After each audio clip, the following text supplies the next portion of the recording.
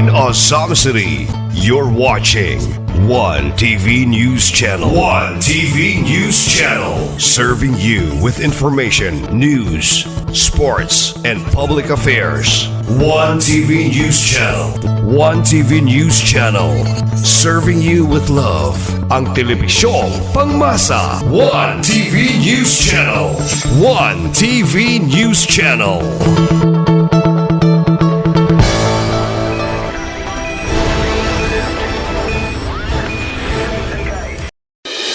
Oras na aron masayod tas mga nagunang mga balita ug mga labas ng mga impormasyon. Aniya na ang One TV News Break. One TV News Break. Kauban si Johnny Tome. Magadalit ka nato sa mga nagunang mga balita, sulod ug gawas sa atong dakbayan, mga nagpugasi nga mga issues ug mga nagbagang impormasyon. One TV News Break. One TV News Break. Kauban si Johnny Tome ug karon aniya na ang inyong anchorman Johnny Tome alang sa One TV News Break. News Break. Higala, kumusta? Ako si Johnny Tome ang mga todo sa pagkadiniyo sa nagbagang-baga balita sa One TV. News Break Misamis Occidental sa atong mga headlines. Mayor Sam Puentes may padangat sa pinakaunang mensahe sa 2026. Implementasyon sa Anti-Dengue Ordinance sa Usamis, malampuson. Public Employment Service Office Usamis, may pasayon sa local job recruitment. PNP personnel sa probinsya nga may langkat og akademikong kahimuan, gipasidunggan. Penalty o kampanya batok basura, prioridad sa Asinso Todila, nining tuiga. One TV News Break. O karon sa detalyes sa nagpagang mga balita sa One TV News Break Misamis Occidental. Mayor Sam Puentes may padangat sa pinakaunang mensahe sa 2026. Madasigong napaabot ngadto sa mga empleyado sa City Hall o sa mga personnel sa mga national agency ang pinakaunang mensahe ni Mayor Sam Norman Go Puentes alang nining tuiga atol sa ikaduhang flag raising ceremony kuna flag raising ceremony sa 2026 Enero 12. Sa iyang makahuluganon o undanong mga pulong, una niyang giluwat ang pagtimbaya alang sa mabungahong tuig 2026. Ang miaging tuig 2025 iyang gisama sa usa ka baso nga puno na og tubig o kinahanglan ng iyabo o ihuad. Ang tuig 2025 sama usab sa gantangan og bugas nga napuno na o kinahanglan ng bakantihan aron subli na usab kining sudlan. Gila sa mayor ang mga kaayuhan o kalampusan nga nahimo sa administrasyon sa miaging tuig pinaagi sa mga empleyado nga lokal nga maoy dugukan sa lokal nga panggobyerno. Apan gidawat usab niya ang mga kulang o kapagyasan gumikan kay sama sa usa ka tawo ang panerbisyo dili usab matawag nga perpekto. Iyang gidasig ang mga kaubang lumilihok sa Usami City Hall nga kun unsa man ang mga kakulangon sa miagi paningkamutan nga makurhian og mahulipan alang sa mas dalaygon pang serbisyo publiko alang niining tuiga. Ang dakbayan sa Usamis mas mabungahon o magmalambuon pa nining tuiga pinaagi sa paningkamot o padayong pagtugot o paggiya sa labang makagagahom dugang pa ni Mayor Sam Norman Go Puentes. Pagpuno na ang salop, kalusin na. So kinahanglan nato iyabo na bag-o natong pagsugod karong tuiga. On top of everything also, I am more than confident that with you being with me, then we can usher in with more vibrance and confidence 2026. Please bear in mind that everything could never be achieved without you, my co-employees in LGU Usami City. So let us make 2026 a year to achieve new heights, but also remember, let the year ahead be an opportunity to support one another. So together, with guidance from the Almighty God, I am more than convinced that nothing would be unattainable. Thank you, and once again, a Happy New Year to each and everyone. One TV Newsbreak.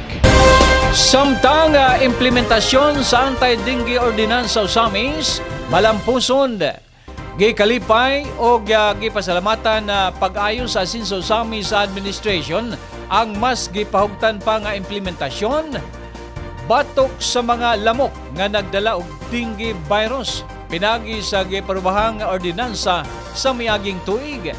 Matud pa ni Majority Floor Leader Attorney Mars Tapayan nga epektibo kayo ang gipatumang anti-dengue ordinance. Gumikan kay mas magamay pa ang mga natalang insidente o walay natalang mortality sa syudad. Iyang gipadangat ang pagpasalamat ngadto sa mga barangay official uban sa pag-abag sa mga barangay health workers o mga barangay peacekeeping action team kun bipat nga mao gayoy may balay-balay matag karon og unya aron mamonitor o mapasidan-an ang mga tagbalay sa mga lugar nga posibleng itlugan o pusan sa maong matang sa lamok. May namanduman nga sa sayong bahin sa 2025, may patuman og lokal nga balaod ang asinso Usamis Administration. Ilalom sa administrasyon ni former mayor nga karon asinso Pinoy Party List, Representative Attorney Indy Waminal, gumikan sa pagtaas sa mga kaso sa dengue o mortality. Sa second half sa 2025, hugot usab kining gimonitor ni Mayor Sam Norman Go Puentes. Human siya mialagad isip bagong amahan sa lungsod nining tuig nining bulan sa Hulyo 2025. Awhag ni Attorney Mars Tapayan nga ipadayon sa mga barangay opisyal ang maong tulumanon pinagi sa supervision sa City Health Office. Gumikan kay nining panahona, bantayonon kayo ang posibleng pagsanay sa mga lamok nga nagdala og makamatay nga dengue virus. Kay lamay dengue itong panahon na god. March, April may kusukan dengue, dakay na nga mati sa amis. Nagsigsak ka. Muna nga, si Mende yung ahwag ang mga taga-barangay nga maglimpyo kada adlaw sa ilang barangay. Labi na sa mga atong BSWs, mga officials sa barangay, tabangan sa bipat, uban pa, mga barangay kakawas, malimpyo, maklinis sa barangay para ang dengue maminimize, malimitahan, o kita sa ordinansa, anti-dengue ordinance, ano ka itong taga-DOH, kung alam sa atong dengue cases sa Usamis, sige taas, hindi ka na matay, milabaw na sa ilang porsyento sa ilang kita na nga allowable rate nga mahitabo sa amin. So, ilang ginanian de, gamay lang ito kulang nga ma-declare nga kuan epidemic kay taas man gyud apan tungod sa atong strong stance sa atong mayor Indy na uban sa collaboration sa atong mga barangay officials kapitan makagawas sugpo gid ang dengue hingamay kadugan tungod sa adlaw nga paningkamot sa taga-barangay uban sa collaboration sa mga katawan sinti mismo tabang sa atong mga officials na nakunod gid ang dengue. So milampos atong dengue ordinance. One TV Newsbreak. Public Employment Service Office Usamis may pasayon sa local job recruitment.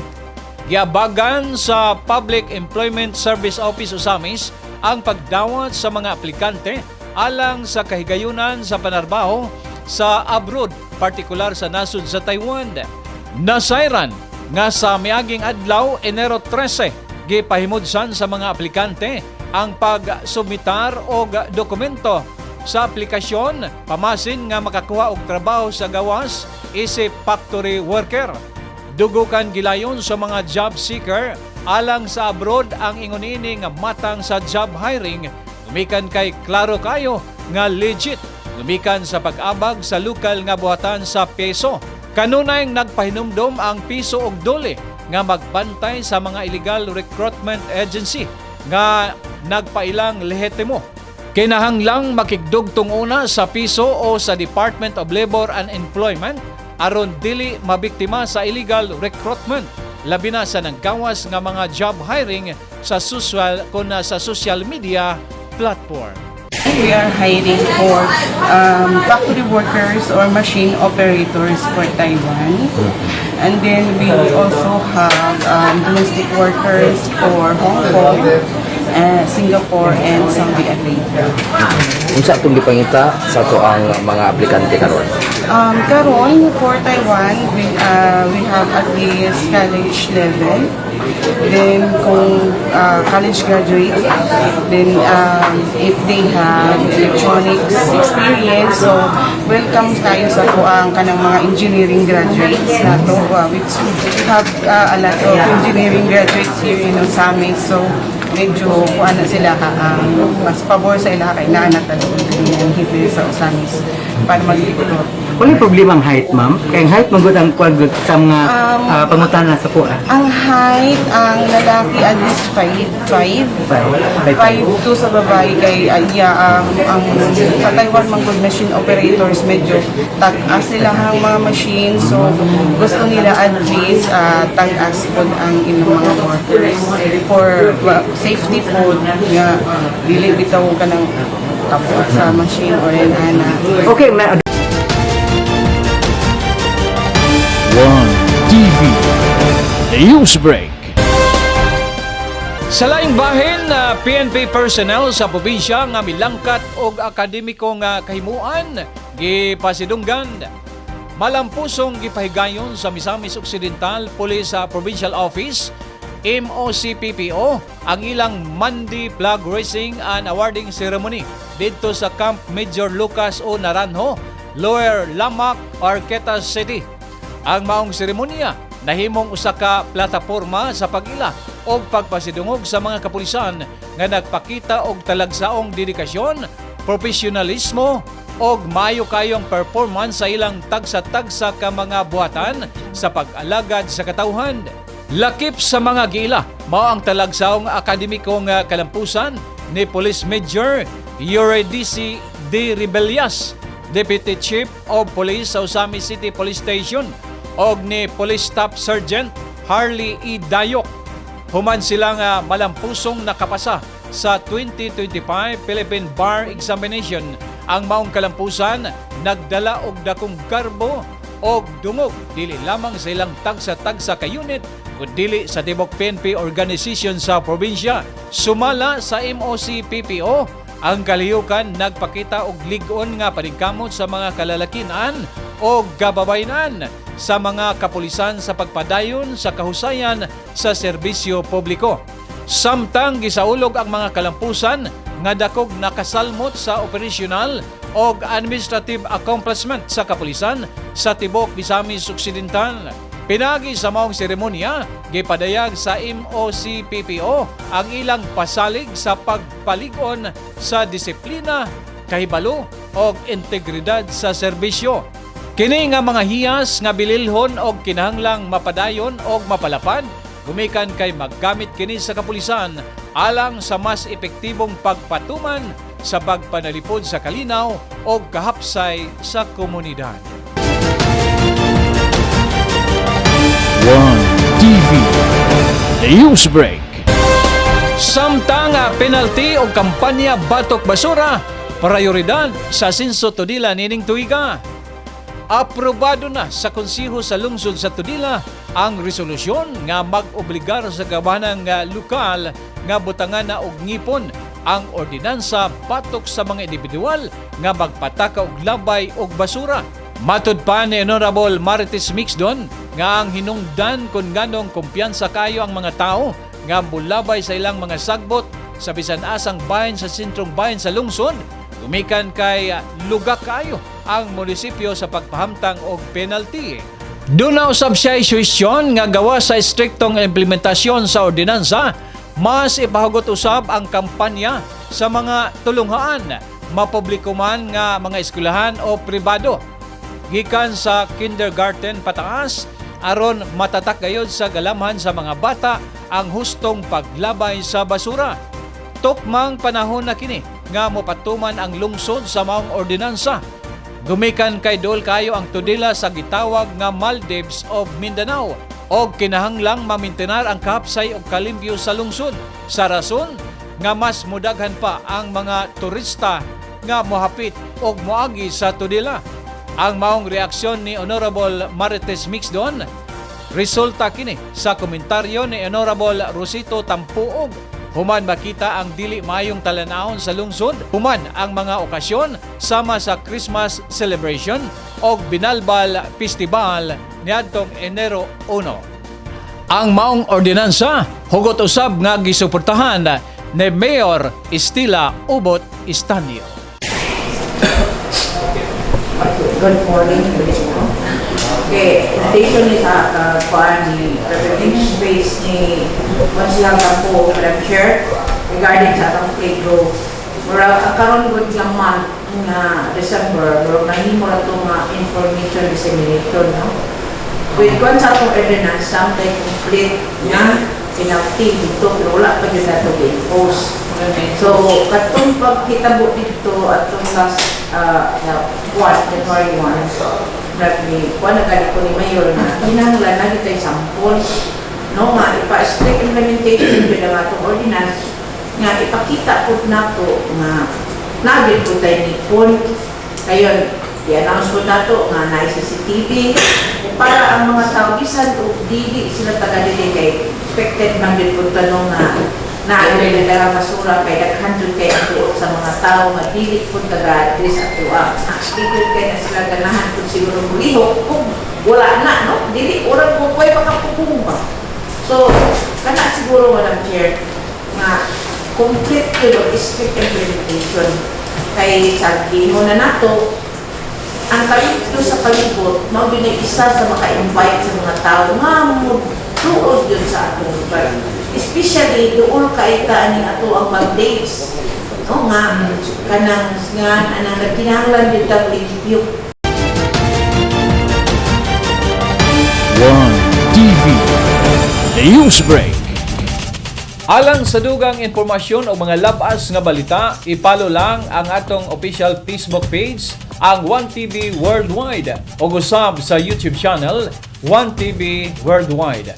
Makita usab ang 1TV channel sa Pel Products Cable TV Channel 16, ang 1TV News Channel Misamis Occidental. Maugkad tong hanay sa nagbagang mga balita sa 1TV News Break Misamis Occidental. Akong mga pagpasalamat sa tanang mga televiewers o mga sponsors nga kanunay nagpaluyo sa 1TV News Channel. Mga pagpasalamat sa itong mga sponsors sa manining musunod. This portion is brought to you by Gloria Bazaar, Main Branch, Rizal Avenue and Bernard Avenue, Uzamis City. Gloria Bazaar, Oroqueta Branch. Bryant Milling and Marketing, Uzamis City. Uzamis City People's Multipurpose Cooperative Incorporated, luyo sa Public Mall, Purok Uno, San Roque, Uzamis City. Maxritz Corporation, barato o brand new nga mga appliances, Dismark Uzamis. Kon motorsiklo, Remeo Uzamis. St. Joseph General Hospital, Uzamis. Gushian Home Care Furnishing Incorporated, formerly FGK Trading, Anima Street, Barangay Aguada, Uzamis City. Odyssey Motors Incorporated, Uzamis. Emerald Residences, where comfort, luxury, and convenience come together. Brought to you by Mediatrix Homes Incorporated. Gigi Mall, ang sariling atin in-store in Uzamis City, and McDonald's Uzamis Gigi Cinemas. Tugu Travel, Tugu Express, o Tugu Group of Company, operated by ABC Shipping Agency Corporation and Uzamis Gas Center. Yulin Jr. General Merchandise, Top Coffee, Imported Alhambra Solera Line, FYT Hardware Corporation Uzamis, pakikita ilang si Pershing Tangkito. Parking Go Bake Shop, Uzamis Branch, mapalit ang lami ang mga pan, cakes o guban pa. Ilim Agricultural Supply, Lamaan, Uzamis City. Lucky Sabor, Soy Sauce, Cane Vinegar, and Banana Ketchup. Star Mineral Wax Candle, ang kandila nga bulungtad ug dugay. Distributed by Fongsun Consumers Product Incorporated. Attorney Mars Tapayan. SK Federated President Honorable Janfield Duhay Lungsod. Board Member ni Mishu Lahay-Lahay, Board Member 2nd District. Honorable Sunny Waminal, City Councilor Uzamis. LGU Todela, headed by Mayor Stella Obot Istanio, Vice Mayor Wing Paruhinog, and SB members. Governor Henry Sevilla Waminal Sr., Province of Misamis Occidental. Congressman Andu Waminal, Representative 2nd District. Congressman Henry Indy Waminal Jr., Asinso Pinoy Party List. Mayor Sam Norman Go Fuentes, Vice Mayor Bebeneri, and City Councilor of Uzamis. Sa ngalan sa Tibok Puwersa sa 1TV News Channel Misamis Occidental, kini ang inyong ubos nga alagad, Johnny Tommy ang moingon, kung matarong ang nangulo, magmalipayon ang mga tao. Apan kung dautan ang napunuan, magantos ang katawhan. Dagang salamat, Misamis Occidental. Salamat sa Diyos.